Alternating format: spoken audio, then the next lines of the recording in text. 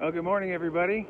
It is Saturday, May 1st, 2020. We're here at the Fort Worth Aviation Museum again today. I'm Jim Hodson. I'm the Executive Director of the Fort Worth Aviation Museum, home to the most touchable aircraft in Texas.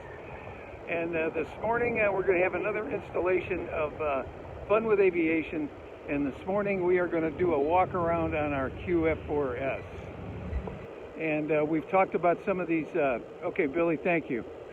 We've talked about some of these, the qualifications or the names and numbers on and letters on some of these airplanes. So we're going to take a look at this one, and this is the QF-4S Phantom II. Now it says Scooby, and that's from when it was in its earlier configuration with VX-30. This airplane was called Scooby. We'll talk about that later. But it's a QF-4S. It served with the Navy and the Marine Corps, primarily fighter squadrons. With the Navy, it was with VFA 31, which is Fighter Attack Squadron 31. And then the Marines, of course, you've got VMFA, which is Marine Fixed Wing Fighter Attack Squadron 212. Let's see. And several others. We're going to talk about those in a little bit. But when it was at VX-30, it got the designation of Q. The Q is for drone. I don't know why we came up with Q for drone, but that's what it is. So this airplane was droned at VX-30 at Point Mugu. It was a target. In fact, this airplane had been sent out on 7 missions and came back from each of those 7 missions. So at one point in time, in fact, we've got a picture of the airplane with a gunny sack with a couple of bowling balls hanging off of the tail. I'm going to try to walk away from the intersection here because it is noisy. I'm sorry about that. A couple of things I want to show you on this airplane, though, from right here in the nose. First of all, I think the nose has always been kind of characteristic of the F4. The big bulbous nose with the radar. I got a chance to fly the F4s late in my career with the Marine Corps, and we used to say when the F4s were flying, there was nothing like it, and there absolutely is a true statement. So we're going to look at something here underneath the nose first of all. You'll see right above 201, you've got a white light, and you've got 3 other lights there. Of course, you've got an antenna also. In fact, there's multiple antennas here. But the white light is a landing light, which we didn't use very often. Okay, good, thank you, Don, appreciate that. The 3 lights, it's a blue, a yellow, and a red. And those are the lights that the LSO can see when the airplane is coming aboard the carrier. So we've talked about the angle of attack indicators that you can see in the cockpit to know whether you were fast or slow or whether you were on speed coming in. Well, this is so the LSO could actually see that. The landing light would be off, and so the only lights that the LSO would see as you were coming aboard the boat are those 3 lights, so he could get an indication himself as to what's going on.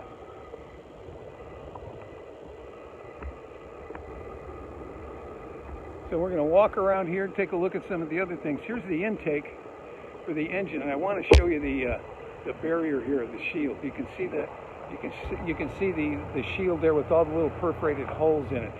That moves in and out as the airplane is going faster and faster. What it's doing is controlling the amount of air into the engine, and also delaying a shock wave from supersonic flight, or the supersonic shock wave going into the engine. Because if it goes into the engine, you can end up with a compressor stall.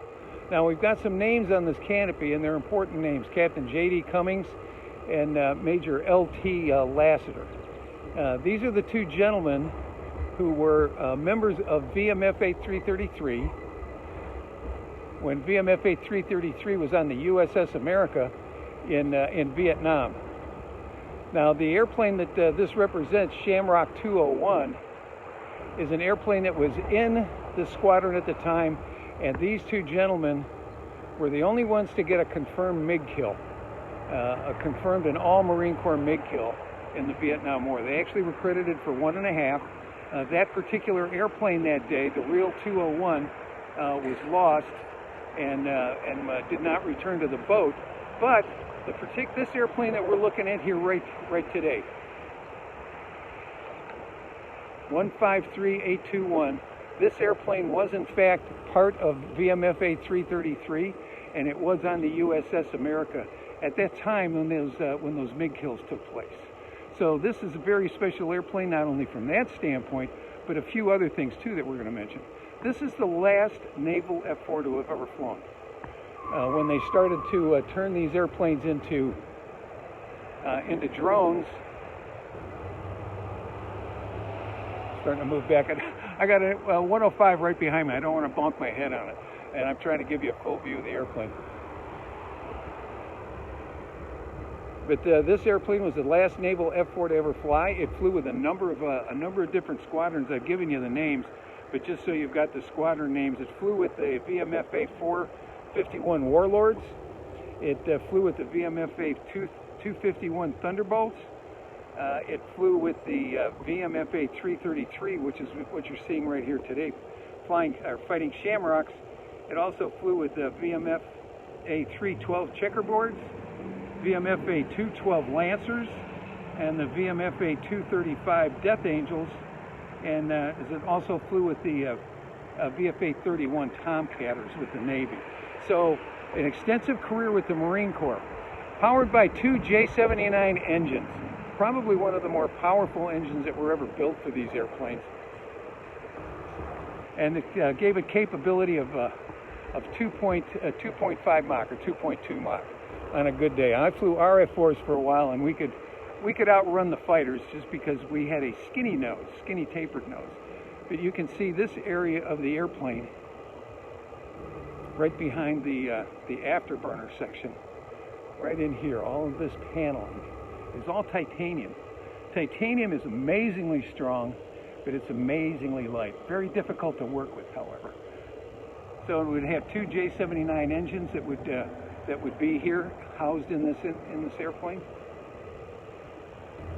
And one of the things about the J-79s, rather, I said 39 J-79s. Yeah, somebody mentions here, John Zeta, that yes, these airplanes flew at Navy Dallas with the Navy and the Marine Corps. They also flew at Carswell with the Air Force. So there were a lot of F-4s around the North Texas area.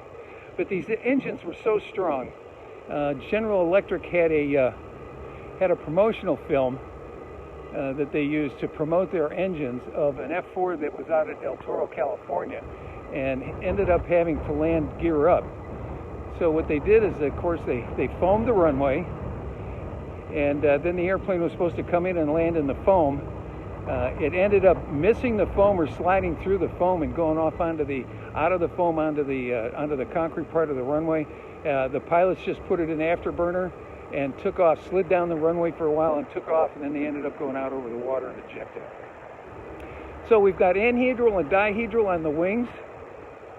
Whoops, if I can get the zoom to work the right way. And so all of this has to do with slow speed characteristics and controllability. We've got slats on this one, like we talked about with the A4, except these slats, leading edge flaps and slats, are not gravity. They are hydraulic.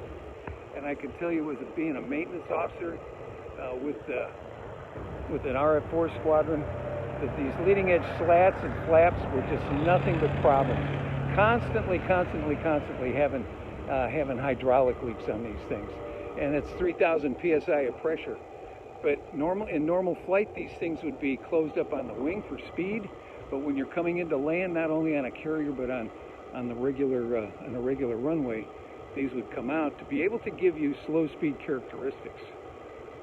We've got external stores, can put drop tanks on here, or all kinds of weapons. F-4 was noted for its dropping of bombs in Vietnam as a bomber. You can also see a little indentation right there next to the landing gear. Little kind of a long half circle kind of an indentation. That's where the Sparrow missiles would go. There would be two there and two more here up front, if I could show this to you. The Sparrow missile would fit right inside there. And so there's the cannon plug that would fit to the airplane, and when you'd launch it, the missile would drop and then fire and then go to its target. So you could carry a centerline tank, you could carry weapons on the centerline. And these two little drop-down doors that you're seeing right here are to provide more air to the engine. We've seen that before. Here's the hooks. These are holdback fittings for the carrier. They would use the F-4 used what was referred to as a bridle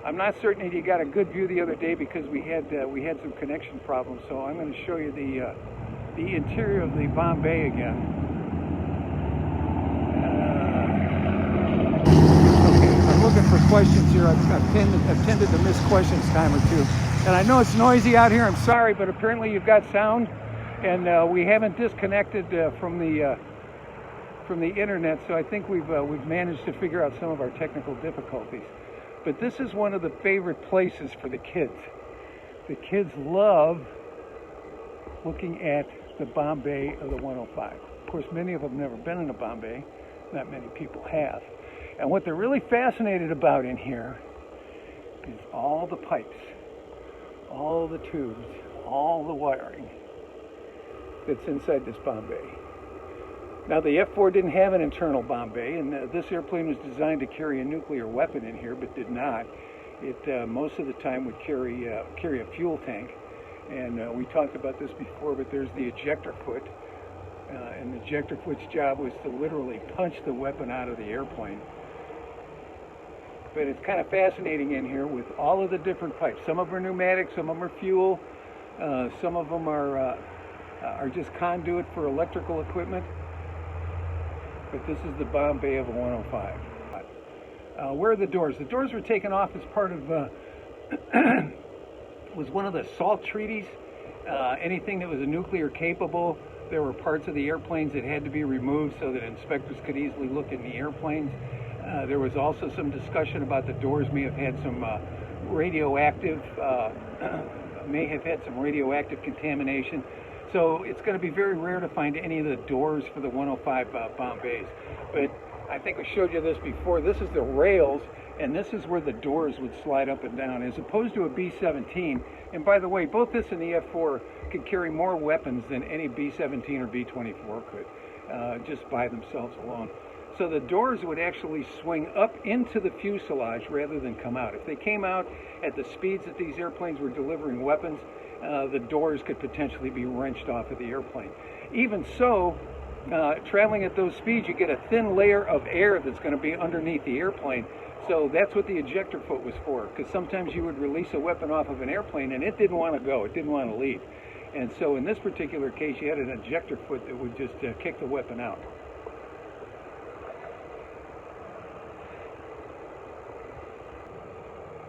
So we'd like to thank you for being here today. Thanks, folks.